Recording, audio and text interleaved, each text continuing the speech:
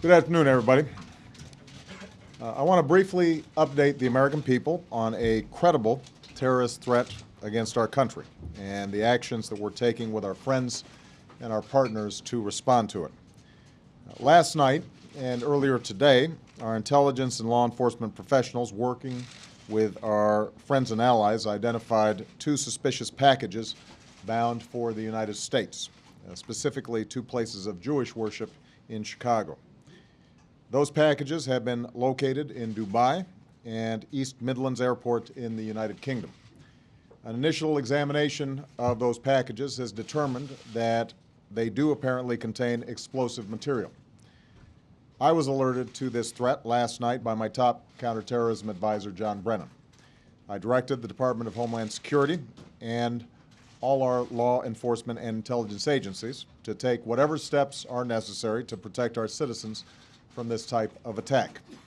Those measures led to additional screening of some planes in Newark and Philadelphia. The Department of Homeland Security is also taking steps to enhance the safety of air travel, including additional cargo screening. We will continue to pursue additional protective measures for as long as it takes to ensure the safety and security of our citizens. I have also directed that we spare no effort in investigating the origins of these suspicious packages and their connection to any additional terrorist plotting. Although we are still pursuing all the facts, we do know that the packages originated in Yemen. We also know that Al-Qaeda in the Arabian Peninsula, a terrorist group based in Yemen, continues to plan attacks against our homeland, our citizens, and our friends and allies. John Brennan, who you will be hearing from, spoke with President Saleh of Yemen today about the seriousness of this threat, and President Saleh pledged the full cooperation of the Yemeni government in this investigation. Going forward, we will continue to strengthen our cooperation with the Yemeni government to disrupt plotting by Al-Qaeda in the Arabian Peninsula and to destroy this Al-Qaeda affiliate. We'll also continue our efforts to strengthen a more stable, secure, and prosperous Yemen so that terrorist groups do not have the time and space they need to plan attacks from within its borders. The events of the past 24 hours underscores the necessity of remaining vigilant against terrorism. As usual, our intelligence, law enforcement, and Homeland Security professionals have served with extraordinary skill and resolve and with the commitment that their enormous responsibilities demand. We're also coordinating closely and effectively with our friends and our allies who are essential to this fight. As we obtain more information, we will keep the public fully informed. But at this stage, the American people should know that the counterterrorism professionals are taking this threat very seriously and are taking all necessary and prudent steps to ensure our security. And the American people should be confident that we will not waver in our resolve to defeat Al-Qaeda and its affiliates and to root out violent extremism in all its forms. Thank you very much. Good afternoon. Before I bring John up to answer a few of your questions, I wanted to run you all briefly through a TikTok of some of the events of the last few hours, starting as you know from our earlier statement that at 10:35 p.m. Last night, Assistant to the President for Homeland Security and Counterterrorism, John Brennan, alerted the President of the credible terrorist threat. The President directed U.S. intelligence and law enforcement agencies and the Department of Homeland Security to take steps to ensure the safety and security of the American people and to determine whether these threats are a part of any additional terrorist plot. John provided the President with additional updates throughout the evening. From 11 p.m. on Thursday to 12 a.m. on Friday, Brennan held a phone call to discuss the threat with Homeland Security Secretary Janet Napolitano, FBI Director Robert Mueller, NCTC Director Mike Leiter, TSA Administrator John Pistol, and officials from the Central Intelligence Agency. At 1 a.m. on Friday, Brennan and Senior Director Nicholas Rasmussen of the National Security Staff held a secure video teleconference to discuss the threat with officials from across the intelligence community, including NSA, CIA, TSA, NCTC, and FBI, as well as the FAA, the State Department, the Department of Homeland Security, Northern Command, the Coast Guard, and other White House officials. At 5:15 a.m., Brennan held a phone call with British Deputy Secretary, Deputy Security Advisor, Ollie Robbins, to receive an update on the suspicious package identified in the East Midlands of the United Kingdom. Brennan Robbins held a second call at 7:30 a.m. on the same topic. At 8 a.m., John held a secure video teleconference to discuss the threat with officials from NCTC, CIA, DOD, FBI, TSA, CBP, NSA, DHS, and FAA. At 9:15, John held a phone call to discuss the threat with President Saleh of Yemen. At 10 a.m., Brennan held a phone call to discuss the threat again with Director Mueller, and a third phone call with Ollie Robbins shortly afterward. At 10:15 a.m., John, National Security Advisor Tom Donilon, and Deputy National Security Advisor Dennis McDonough discussed the threat with the President at the President's daily brief. These are the activities from this morning that were coordinated out of the White House. Obviously, this, as you can see from the rundown, has encompassed activities throughout the government, but agencies also were doing a lot and have been doing a lot since we were first made the President aware last evening. I'm going to direct some traffic while John answers some questions. I will remind you that this is an active investigation involving sensitive intelligence, so there is a limit to what John will be able to talk about publicly here. Jake? Mr. Brennan, if you could talk about what we know beyond the fact that this was from Yemen, and there are people in Yemen with AQAP who want to harm us, if there's more that can be established to create a direct link beyond the country of origin. I think, as Robert said, this is an active and ongoing investigation. We're working very closely with our partners in Yemen and the United Arab Emirates, as well as in the United Kingdom and other countries as well. We know that al-Qaeda in the Arabian Peninsula has been trying to carry out attacks against U.S. and Western interests, as well as against Yemenis. So as we continue with this investigation, we are trying to understand who is behind it, the responsibility, and make sure that we understand the scope of the threat that we might face. We've identified these two packages right now. They have been isolated, and they have been made inert.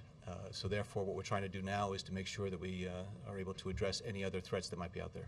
Quick follow-up. You said you've identified 2. What about reports that there are up to 15 packages out there that you're looking for? Is that possible?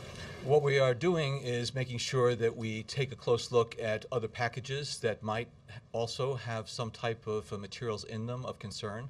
Both of these packages that we've identified to date originated in Yemen, and so I think it is very prudent for us to make sure that other packages that might be coming in similar routes or from Yemen as well are looked at very carefully, and that's what we're doing right now. But there are only 2 packages right now that have materials of concern.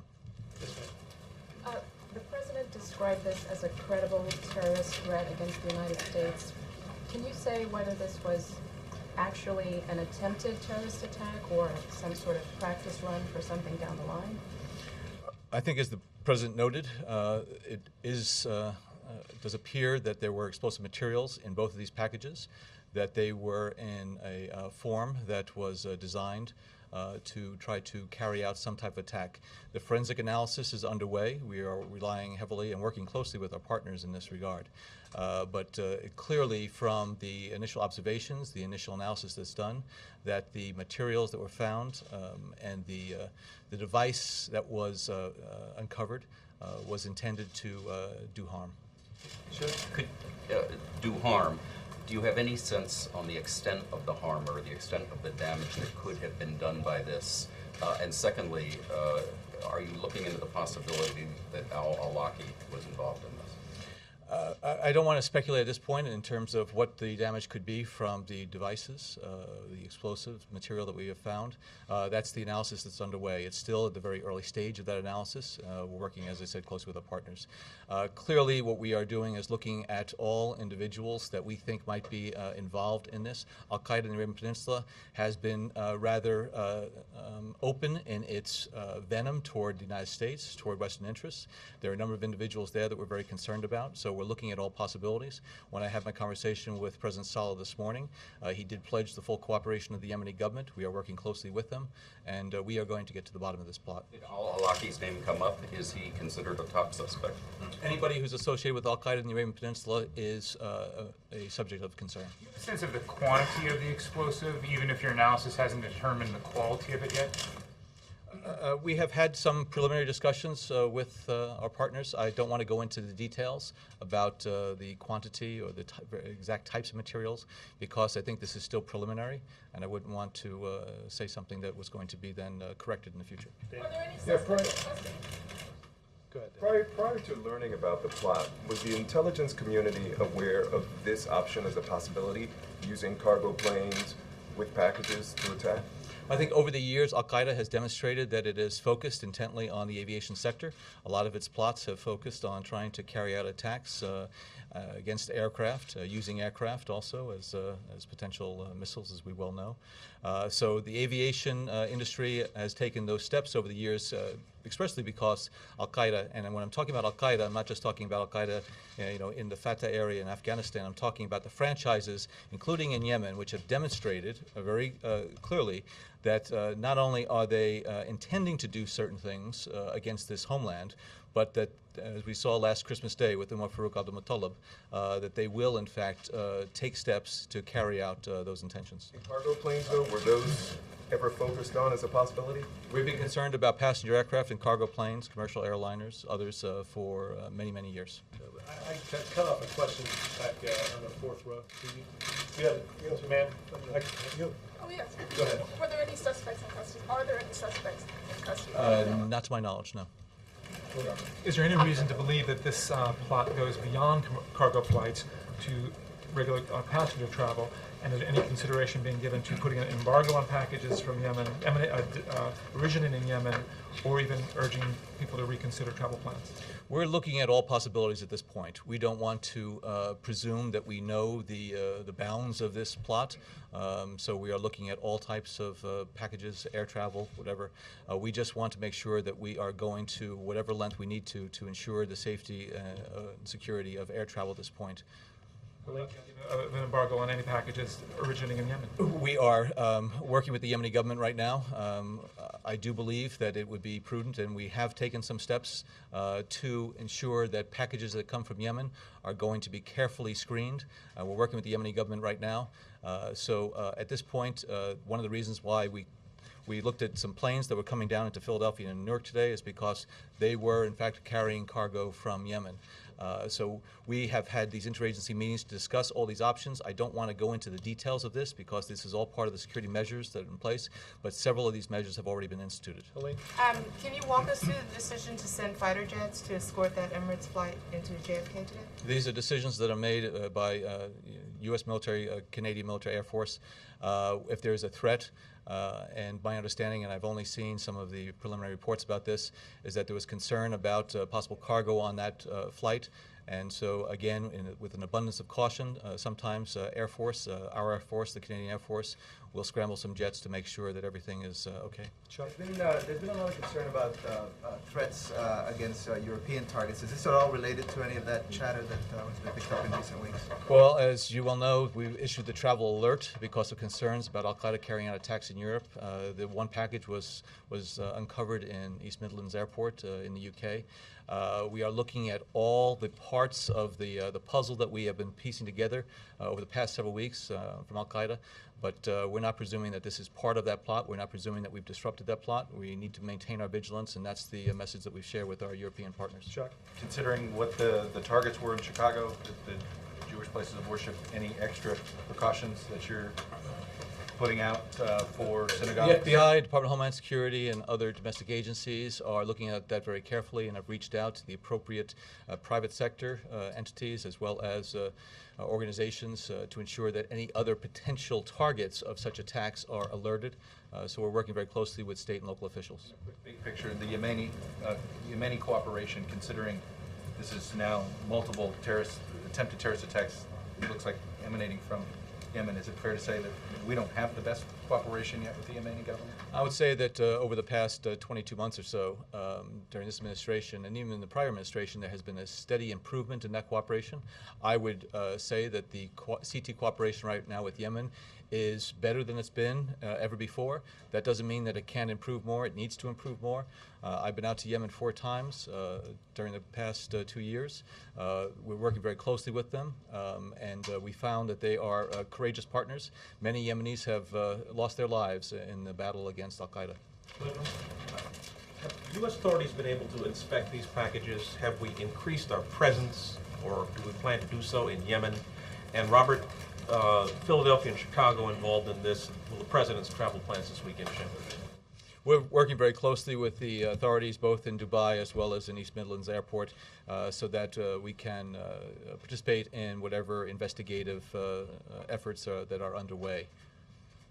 And let me just add the president's travel plans both this evening and tomorrow at this point are not expected to change. And I think at the end of the statement, the president was clear, as you can see from John and others who have been here overnight, that our counterterrorism professionals are on the job, and the president's not going to change his schedule, and there's no cause for Americans to change their schedule.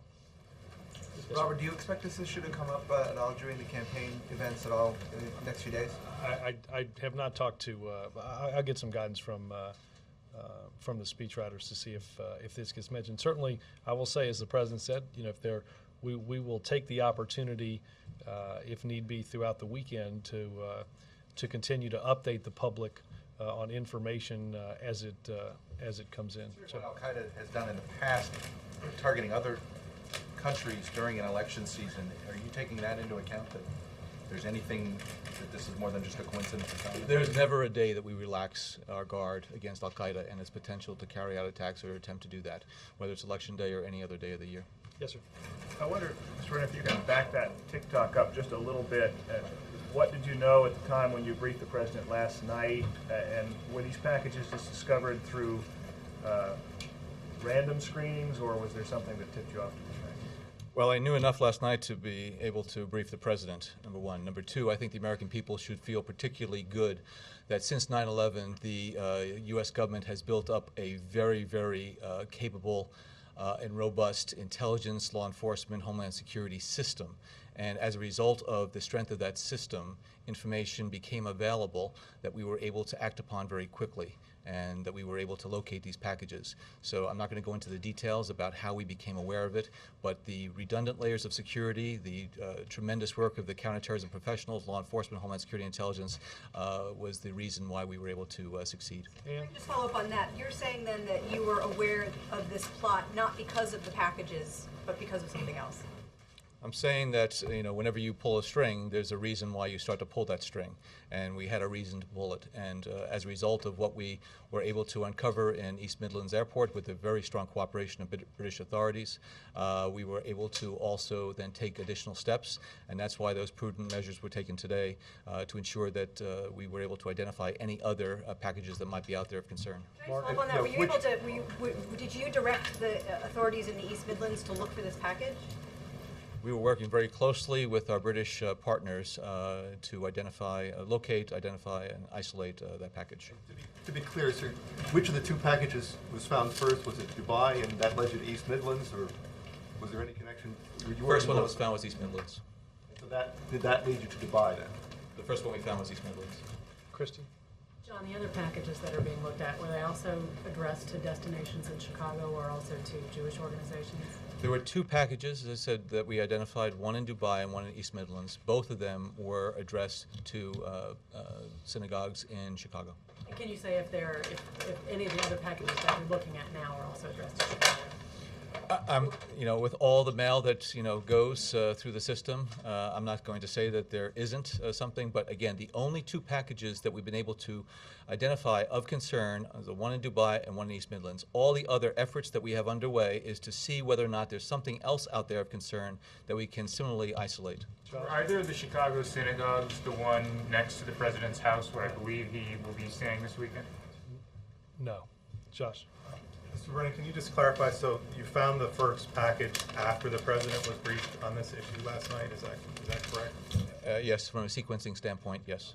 And is it your belief that the institutions in Chicago were the targets of the attack and not, say, the cargo flights? Because you made some reference to the security of cargo flights and so forth. The intent was to injure people at these institutions? It is less than 24 hours since we first started to look at this very intensively, and so it's still the very early stage of the investigation and the analysis as far as the intended target, the impact of the explosives, how it could have been used, and I don't want to speculate at this point at this time. Yes, sir. Can you just give us any more detail on just the size of these packages? Are these letter bombs? Are they large boxes? And is it your belief that they were designed perhaps to explode when opened? Can you give us more detail? They were not letters. They were larger than that. Think about bread boxes or so in terms of maybe size. We don't know yet how they were intended to be activated. So we don't know if they had a detonator or a main charge? There are a number of things that we know, and we're piecing together those puzzle pieces, and we're working very closely with the British and Emirati authorities. But at this point, there's a lot of forensic work that needs to be done, and it's still early. Sam? Mr. Brennan, is the terror threat level being raised? Is there also? I'm just curious. Was there any discussion with these planes in the air, the president's shoot-down authority, or landing them elsewhere? No, there was no discussion of that. What we were looking for were packages, and therefore we took the steps that were appropriate to ensure that we were able to identify where packages were globally, as well as where they might be as they were coming into the United States. And so the measures that we took were appropriate to the concern that we had at that time. We are right now making sure that we are able to stay as vigilant as possible.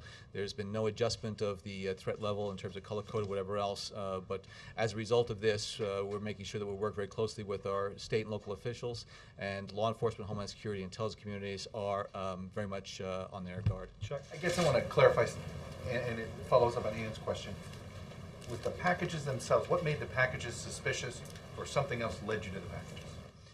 As I said, the American people should be very pleased that we were able to get insight into the fact that there were suspicious packages out there that we had to find.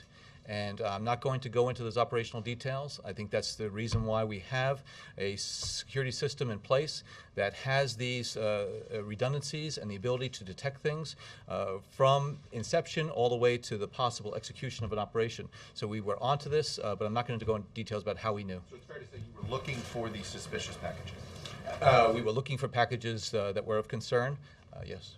Yes, sir. Any impact whatsoever on the President's Asia trip in terms of threat level assessments at all?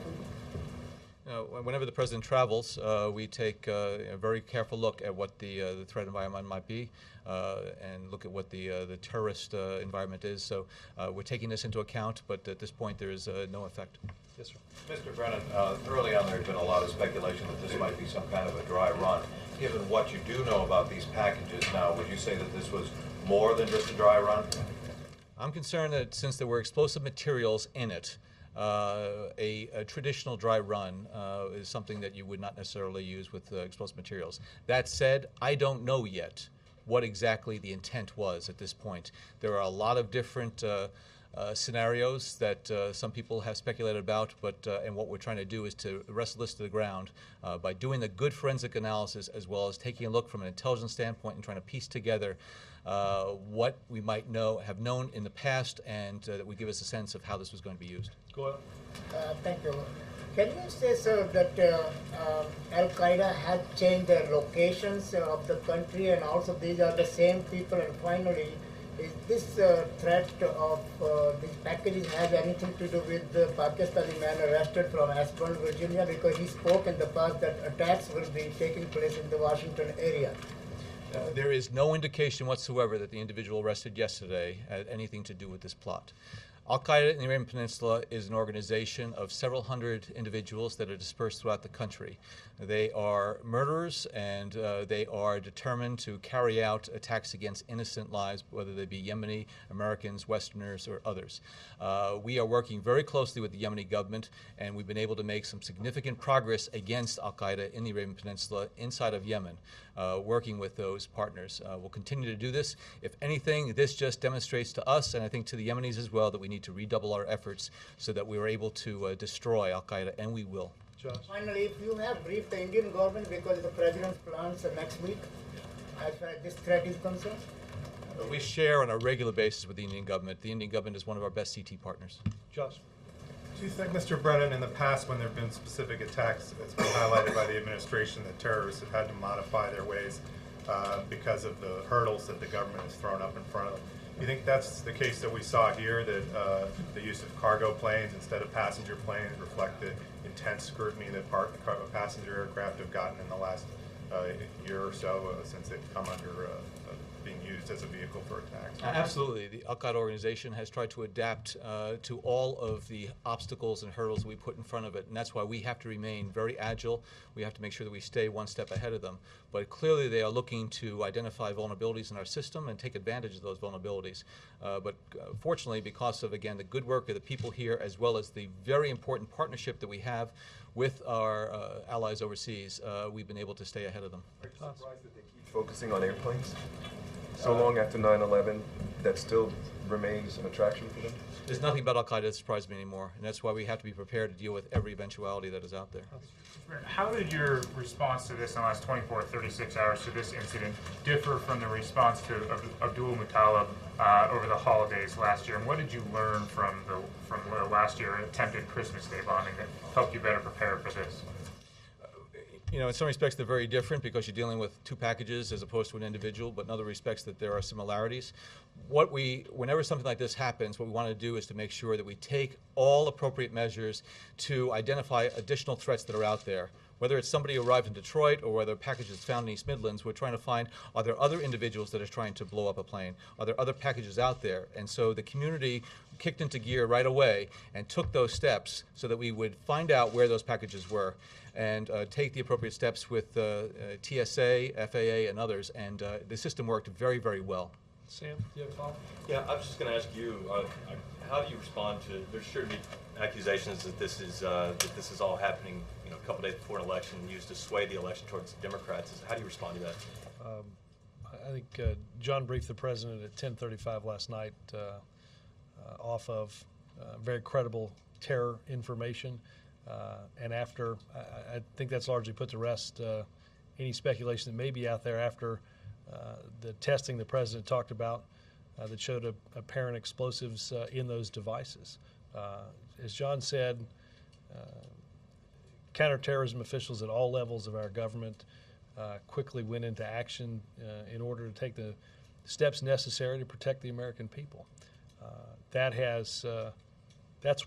is exactly what has governed his actions and the actions of those in this government since that time. Jake? How many kind of credible threats have come from Yemen in the last 2 years?